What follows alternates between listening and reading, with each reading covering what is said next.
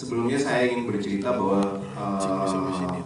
setelah film fiksi panjang saya yang pertama, Pasar Setan, tiba-tiba ada teman sahabat bernama Aji Stibio ini menghubungi saya. Bung, kami saling memanggil Bung seperti pejuang kehidupan, teman senasib, sepenanggungan, sepeminuman ini. Penjajahan. Langsung bilang, Bung, kamu mau nggak ngutradarain satu film? Ditawarin lah kamu Jabang Mayit. Terus bertemu dengan Mas Barka dan teman-teman dari Kucing Hitam. Terus kita, hal yang paling pertama saya temui dari cerita ini adalah membicarakan sebuah isu yang sangat penting, tapi isunya abu-abu banget gitu, aborsi. Ya, itu adalah hal yang sangat penting bagi manusia, terutama perempuan. Terus ngomongin tentang aborsi. Jadi saya melihatnya sebagai suatu hal yang menarik. Kalau dibilang treatment yang paling menarik itu adalah buat saya dan teman-teman yang mendevelop cerita ini. Kebetulan saya ikut menulis bareng-bareng juga. Itu adalah justru di membangun cerita ini, karena kita tidak syuting hal yang ada di podcast, di buku, atau di produk-produk yang IP yang sebelumnya sudah dipunyai oleh Kucing Hitam dan Kamu Jabang Mayit ini kan. Kita mulai sebuah semesta yang baru. Terus ketika memulai sebuah semesta yang baru, isunya itu apa? Isu yang akan dimasukkan dalam cerita itu apa? Itu yang paling menarik buat saya itu. Setelah itu kemudian berkembang, akhirnya muncul beberapa ide seperti apa sih ingin ditampilkan. Yang paling menyenangkan adalah kemudian saya bekerja dengan sahabat-sahabat yang lama maupun yang baru. Kemudian pemilihan kru pun pada akhirnya saya bekerja juga dengan orang-orang yang luar biasa.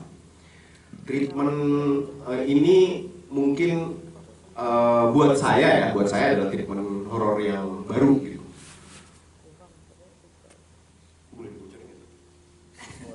Boleh ya?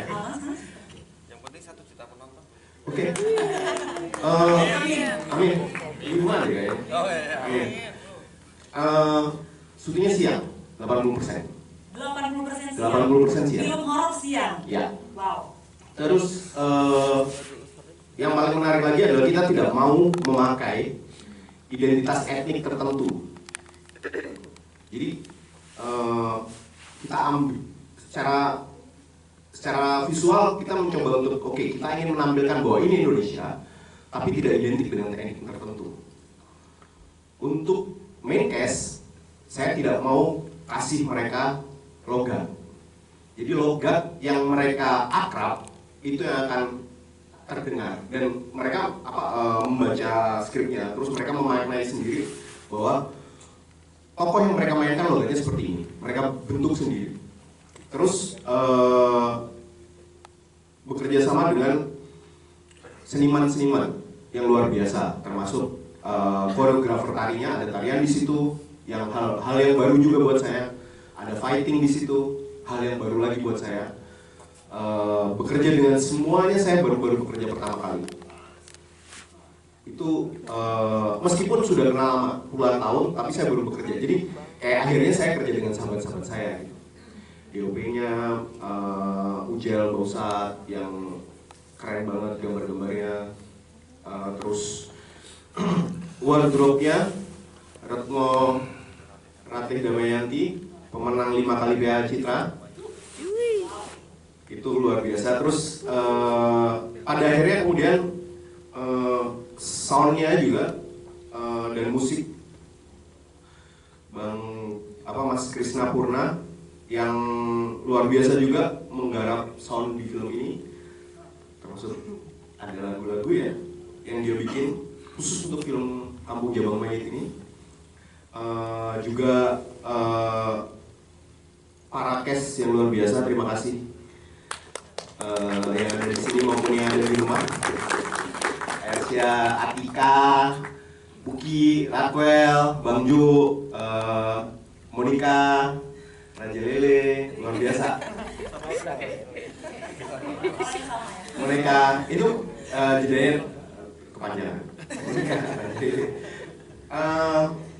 Itu yang paling menarik sih. Treatment itu yang menurut saya enaknya ketika kita syuting 80% siang dan kebanyakan outdoor itu kita nggak bisa syuting malam, jadi enak banget syutingnya siang. Sehat sekali ya. Bisa bubuk. Saya sudah tua, saya butuh tidur malam. Oke, berarti Ada lagu-lagu dan sebagian lagu dan tembang itu diciptakan oleh seniman luar biasa dari Tegal, namanya Cahwati. Dia tidak bisa hadir hari ini karena lagi jalan-jalan di LA, ada pertunjukan di LA. Jadi itulah saya ketemu dengan orang-orang yang luar biasa di Bali. jadi Wah, ini di siang hari, itu yang paling menonjol ya.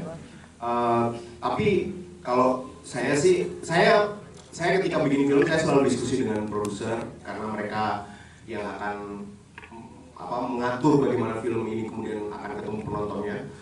Jadi buat saya adalah film itu adalah yang saya, kalau minta saya sebagai director, ada film model seperti ini yang saya suka. Saya tidak ingin membuat film yang saya nggak suka. Nah, kebetulan sekali kemudian ketika Mas Ajis ketemu dengan saya, dia bilang saya maunya siang Bu. Wah, oke, tantangan kan enak. Kalau ketemu tantangan itu, kalau filmmaker ketemu tantangan itu kayak adrenalin rush gitu, hal yang baru. Nah, begitu tone horornya buat saya, horor itu apa sih? Horor itu apakah kemudian kemunculan setan, ataukah kemunculan makhluk, atau hal yang menyeramkan? Menyeramkan itu apa sih? Buat kita, hidup itu menyeramkan loh. Hidupnya Weda itu menyeramkan, hidupnya Nito menyeramkan, hidupnya Bagas menyeramkan, hidupnya Rini menyeramkan. Jadi itu horor yang sesungguhnya buat saya. Bagaimana hidup masing-masing orang ini menyeramkan dan kemudian ditampilkan di film ini.